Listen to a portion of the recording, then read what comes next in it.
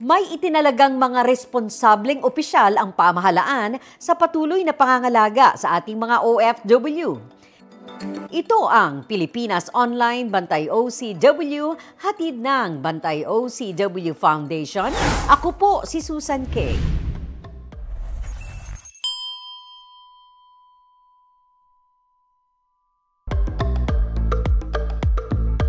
Masusing pag-aaral ng mga pulisiya ng pamahalaan sa larangan ng pag-abroad ng ating mga OFW. Kasabay ng maingat at masusing pagpapatupad ng mga pulisiyang ito. Iyan ang mabigat na papel na ginagampanan ng Undersecretary for Policy and International Cooperation ng Department of Migrant Workers o DMW, Undersecretary Patricia Yvonne Kaunan o mas kilala bilang USEC-PY. Alright, gaano ka-heavy ngayon ang recruitment lalo pat sa pagpasok ng 2025 napakaraming mga bansa ang nag-aalok na makuha ang mga Pilipino. Ikukumpirma natin, interesado talaga ang maraming bansa, lalo na sa Europa, sa mga Pilipino. Kasi nakita nga, sabi nga ni Sec Hans, nakita nila kung gaano kagaling yung mga Pilipino. Pero kung mapapansin natin, itong mga bansang ito, medyo mataas ang standards nila, ang labor standards nila. So, tayo natutuwa naman na nabibigyan ng oportunidad yung ating mga kababayan, lalo na po yung mga nasa abroad na or may experience na as OFWs.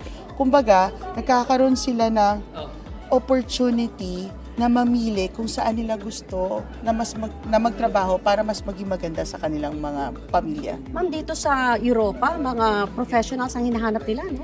Highly skilled. Oo, skilled workers. Pero, ma-mention ko yung guidance talaga ni Sec Hans. Sabi niya, USEC-PY, yung ating mga domestic workers, bigyan naman natin sila ng opportunity na magkaroon ng high-paying jobs.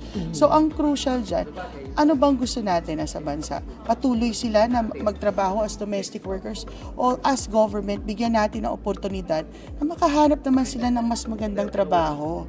Pero ang key doon, upskilling.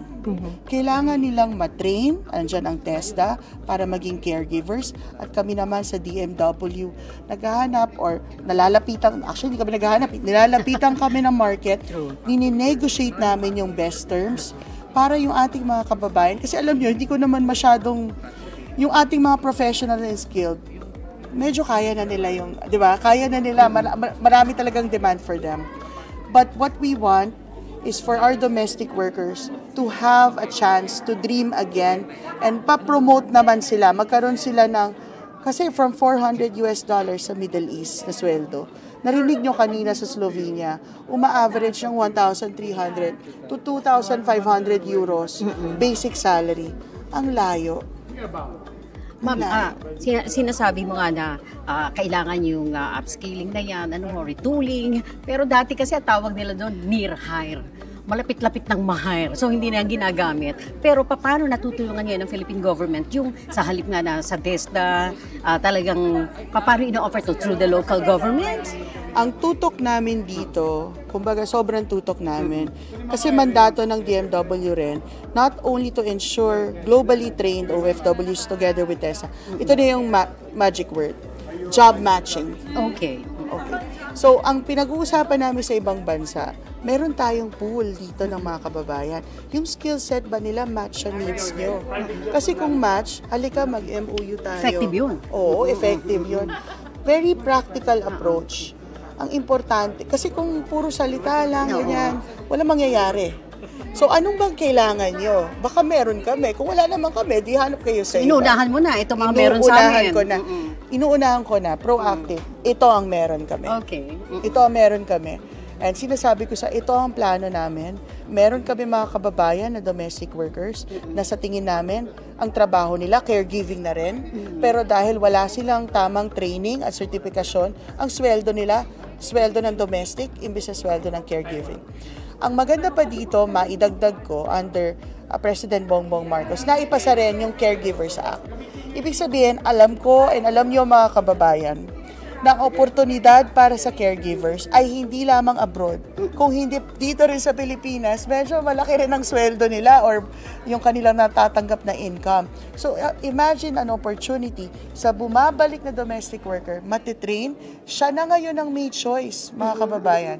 Choice niya ngayon. Gusto niya ba magstay sa Pilipinas under a reintegration program? May trabaho pa rin, no? Or gusto niya mag-abroad ulit at meron ding trabaho. So, either way, ang maganda po dito ay bigyan ng choice. Yan naman po ang sabi ng ating mahal na Pangulo, na dapat ang pag-abroad ay isang choice. And the reality of it, magalit na magalit, sa iba po nating mga kababayan, walang choice. So us as government, we need to give them a choice, arm them with training and education so that they will have a choice like you and me, na meron tayong choice pagdating sa career natin. Siyempre, Yusek PY, mga kababayan natin, anywhere in the world, naghahangad yan, naghahanap din, patuloy, na gustong lumipat, di po ba, ng mga bansa? Mga bansang talagang choice na nila. Ano yung advice mo sa kanila? Ang advice ko po sa kanila ay pag meron po tayong tamang training, lumalaki ang opportunity natin. Ang mahirap po dito kasi siguro sa iba nating mga kababayan, dahil po sa hirap sa buhay, hindi ho nagkaroon ng tsansa na magkaroon ng quality education or training. Kaya po kami sa gobyerno, sa tulong po ng TESDA at iba pa pong ahensya, ang layunin namin, bigyan kayo ng training, pero hindi lamang training, sigurado pang trabaho. Kasi yun ang importante pag tumulong tayo sa mga kababayan natin. Hindi pwedeng half tulong lang, na-train ka lang. Ibuo mo na yung tulong. Na-train ka na and na-place ka na. Kasi po, hindi lang po natin tinitingnan dito yung $400 na ipapadala sa pamilya, which is magkano po yan sa pera natin. Lampas 20 mil lang konti. Kulang ho yan para mapag-aral ang mga anak. True. Pero po, kung halimbawa, ang sweldo ho naman ay 2,500 euros. Magkano po ba yun sa pera natin? Yan po ay lampas na ng 100,000. I would say, baka 150 na ho yan. Yung pong anak na ating mga domestic workers, makakapag-aral po sila. At ang pangarap po natin, yung susunod na henerasyon ng Pilipino, may choice na po. Pero ma'am, again, kung halimbawa nandiyan sa isang bansang yan, hindi siya pwedeng lumipat o diretso na sa bansang gusto niya. Babalik pa ba siya ng Pilipinas? Ang gusto natin sana, kasi di mo, ang dami yung pumupunta sa atin. Sinasabi, gusto namin ng Pilipinas dahil ang mga workers po may talento at may ugaling bagay sa pag-abroad. Ang hiling lang po namin mga kababayan, kayo po ay pipirma ng kontrata.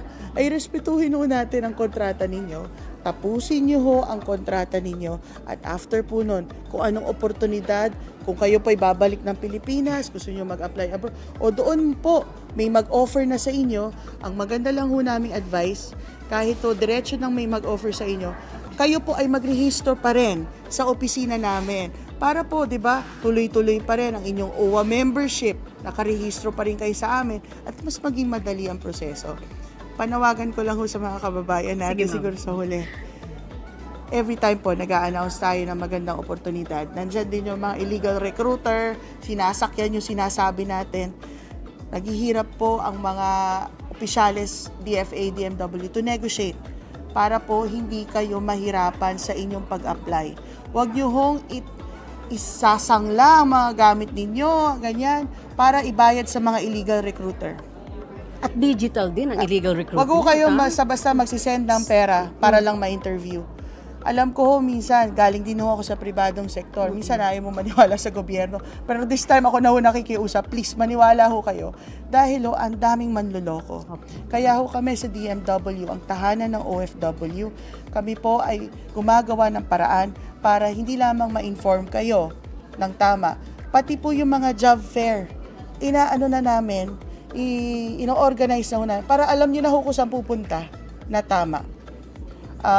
Doon naman ho sa mga illegal recruiter, makonsensya naman kayo. Tama. Oo. Ilang dekada nyo na ginagawa yan. Bata pa lang ako, ginagawa nyo na yan. Tama. Oo. So, kami po sa DMW, katulad yan, no? With Croatia, Slovenia, ano ang una namin sinasabi? No placement fee. Kaya nyo ba yan? Yan ho agad ang nilalabi namin. Kasi ayaw ho namin na mahirapan pa kayo. Pero definitely galit dyan sa government-to-government hiring ang mga recruitment agency. Inaagawan nyo raw ng hanap buhay. Ina-explain natin sa ating mga private partners are also important, no, to sa ating layunin to protect our workers. Una muna kami. Kasi titingnan muna namin kung tama yung bagong market eh. So ang key dyan is communication and collaboration with our private partners. And later on, katulad sa Germany at sa ibang lugar na nagsimula sa G2G, tayo rin ay magta-transition sa hybrid. Pero pwede bang tingnan muna natin para swak? Kasi yung ginagawa po natin ay para po sa lahat ng stakeholders. Hindi po natin sila nakakalimutan, pero siniset lang po natin ang standards para hindi po lugi ang Pilipino at ang Pilipinas. Thank you very much and congratulations, Undersecretary Patricia Yvonne Kaunan o mas kilala bilang USEC PY, ang ating Undersecretary for Policy and International Cooperation mula po sa Department of Migrant Workers, ang ating DMW. Para sa Pilipinas Online Bantay OCW, hatid ng inyong Bantay OCW Foundation, ako po si Susan Kay.